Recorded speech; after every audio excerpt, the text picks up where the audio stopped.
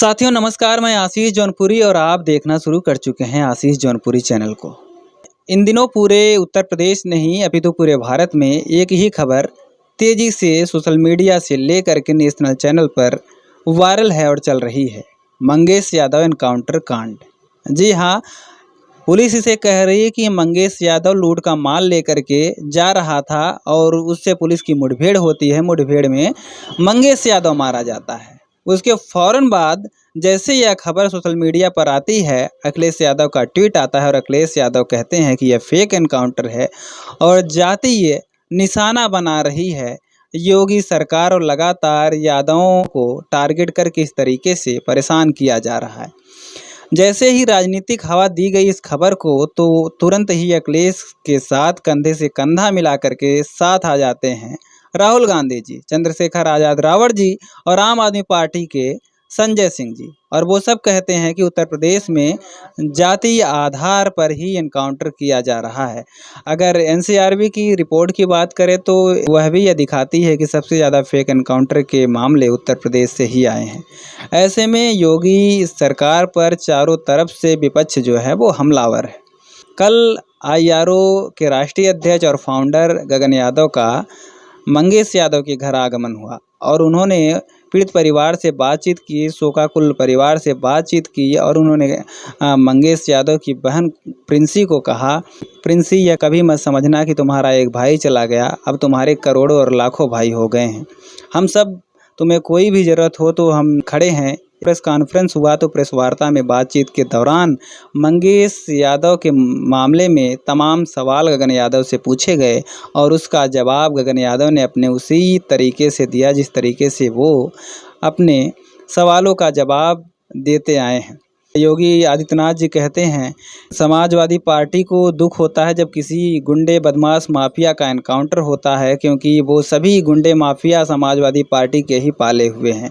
ऐसे में एक लिस्ट को दिखाते हुए गगन यादव ने योगी सरकार को आड़े हाथों लिया। आइए आप भी देखिए इस वीडियो को कि आखिर गगन यादव ने किस तरीके से प्रेस वार्ता में शामिल पत्रकारों के सवालों का जवाब दिया। गगन जी योगी जी कह रहे हैं कि जब किसी अपराधी या डकैत का एनकाउंटर होता है तो समाजवादी पार्टी को बड़ा दुख होता है, क्योंकि ये उन्हीं के पाले हुए गुंडे बदमाश अपराधी हैं। बड़े दुर्भाग्य की बात है कि योगी जी जिनका एनकाउंटर कर रहे हैं वो तो बेचारे मासूम लोग हैं और जिनका एनकाउंटर करना चाहिए वो ये रहे। कुलदीप सिंह सेंगर 28 मुकदमे, सुनते जाना आप। ब्रिजेश सिंह 106 मुकदमे, धनंजय सिंह 46 मुकदमे, राजा भैया 31 मुकदमे, डॉक्टर उदय भान सिंह 83 मुकदमे, अशोक चंदेल 37 मुकदमे, विनीत सिंह 34 मुकदमे, ब्रजभूषण सिंह 84 मुकदमे, चुलबुल सिंह 53 मुकदमे, मोनू सिंह 57 मुकदमे, सोनू सिंह 48 मुकदमे, अजय सिंह सिपाही 81 मुकदमे, पिंटू सिंह 23 मुकदमे, रानी सिंह 48 मुकदमे, संग्राम सिंह 58 मुकदमे, चुन्नू सिंह 42 मुकदमे, याशा सिंह 88 मुकदमे। और ये तो बात छोड़ो आप, हम एक बात कहना चाहेंगे। एक बार माननीय मुख्यमंत्री जी के ऊपर भी कितने मुकदमे हैं इसकी भी जांच हो, उसे भी आप लोग उठाने का काम करें। देखिए साहब, एनकाउंटर सॉल्यूशन नहीं है और पीड़ा हमें तब हुई है जब हमारा व्यक्ति दोषी नहीं था। और अगर ऐसे आप हत्याएं करेंगे, जान लेंगे किसी की, तो एक चीज का ध्यान रखना, भगवान के घर देर है अंधेर नहीं है। जितने नाम आपने गिनवाया सब नाम के बाद में सिंह लगे हुए थे। क्या बताना आप चाह रहे हैं कि यादवों को टारगेट किया जा रहा है, किसी विशेष जात को टारगेट बिल्कुल किया जा रहा है, बिल्कुल किया जा रहा है। भैया एनकाउंटर है कि हत्या है? ये हत्या है और एनकाउंटर का रूप देकर जी भैया जिसने हत्या किया उसके साथ कार्रवाई होनी चाहिए कि नहीं? बिल्कुल कार्रवाई होनी चाहिए। और हमें तो ऐसी भी सूचना मिली है कि कुछ अधिकारी ऐसे हैं जो प्रमोशन पाने के लिए ऐसी घटनाओं को बढ़ावा देते हैं। आप एक सेमिनार में बोले थे, रिकॉर्ड चीज हमें ये भी सूचना मिली है कि कई अधिकारी पैरों पर गोली मारने का भी अपना रिकॉर्ड बनाना चाहते हैं। गगन यादव जी इस परिवार के साथ भैया हमें ये भी पता है कि अब तक 56 वाला रिकॉर्ड तोड़कर वो एनकाउंटर में अपना भौकाल बनाना चाहते हैं कि हम सबसे ज्यादा एनकाउंटर करने वाले एनकाउंटर स्पेशलिस्ट हैं।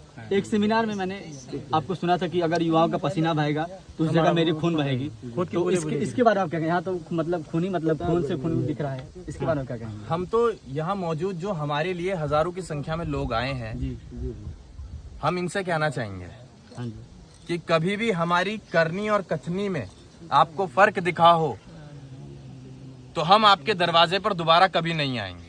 यहाँ हम नेतागिरी करने, राजनीति करने नहीं आए हैं। यहाँ हम सही मायने में पीड़ित परिवार को हिम्मत देने आए हैं, उनके आंसू पोंछने आए हैं। दूसरा सवाल ये है कि जब यहाँ से वो गंजी पर बताया था, गंजी और चड्डा पे वो गया था तो और 2 दिन बाद वो फर्स्ट क्लास रहता है, वहाँ पर उसकी पूछताछ की जाती है, तो उसके पास अचानक से रिवॉल्वर कैसे आ गया, जो है कैसे बरामद हुआ? ये सवाल कौन होता है? हमें बचपन से बताते आए हैं कि पुलिस जेबड़ी का भी सांप बना देती है।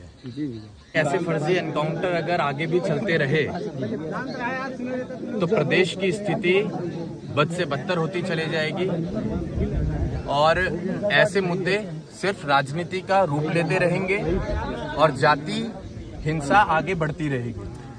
आपके पास युवाओं की संख्या काफी ज्यादा है, तो क्या आप प्रोटेस्ट कर सकते हैं युवाओं को लेकर?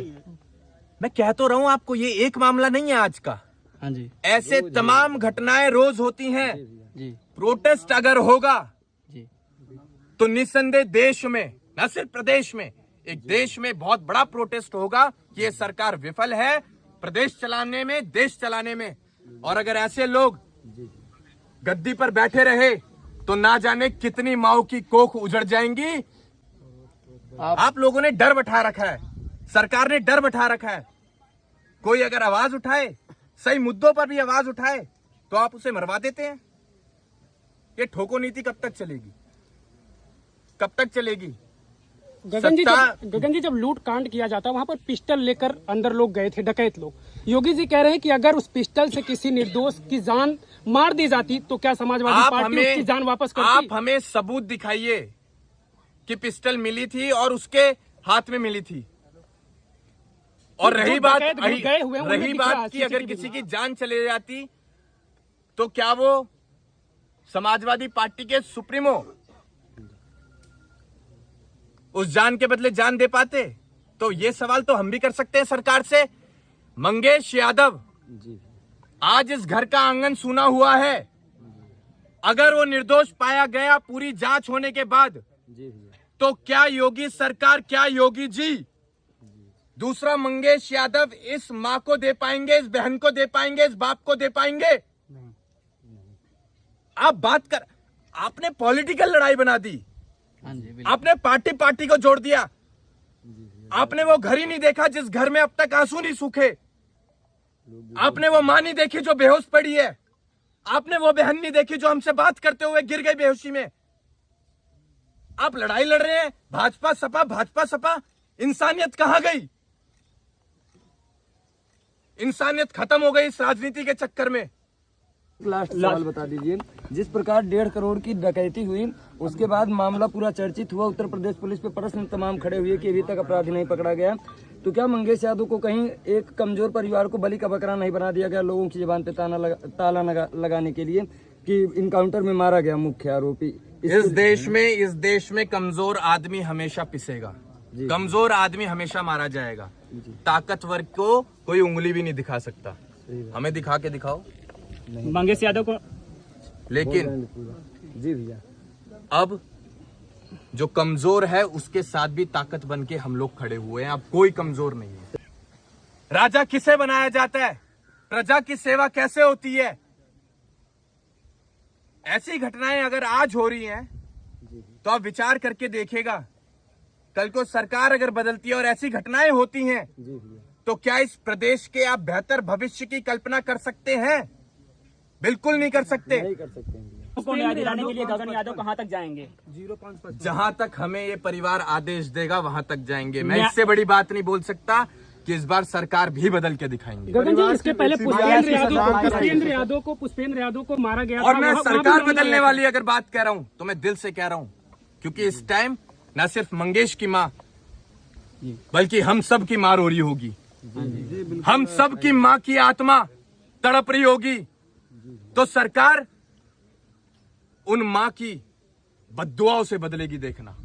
मेरा लास्ट क्वेश्चन है सर, इससे अभी मंगेश की हत्या हुई, 10 दिन बाद किसी और का हो जाएगा, तब तो ये मसला जो है सिमट जाएगा। आजमगढ़ से अरविंद यादव को भी उठा लिया गया, पुलिस प्रशासन ने कह उठा तो रहा लिया हूं कि रोज ऐसी घटनाएं हो रही हैं। लूटकांड में हम लोगों को रोज लड़ना पड़ेगा, हम लोगों को तब तक लड़ना पड़ेगा जब तक ऐसी घटनाएं प्रदेश में बंद नहीं हो जाती। और आज की तारीख में सबसे ज्यादा क्राइम रेट अगर देश के किसी प्रदेश में है तो वो उत्तर प्रदेश में है, और ये बड़े दुर्भाग्य के साथ हमें बताना पड़ रहा है, लेकिन वो चीजें आपको दिखाई नहीं जाती हैं।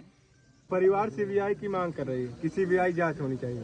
बिल्कुल होनी चाहिए। हम तो कह रहे हैं कि कॉल डिटेल्स रिकॉर्ड उन एनकाउंटर स्पेशलिस्ट की भी निकाली जाए जिन लोगों ने मंगेश यादव का एनकाउंटर किया है।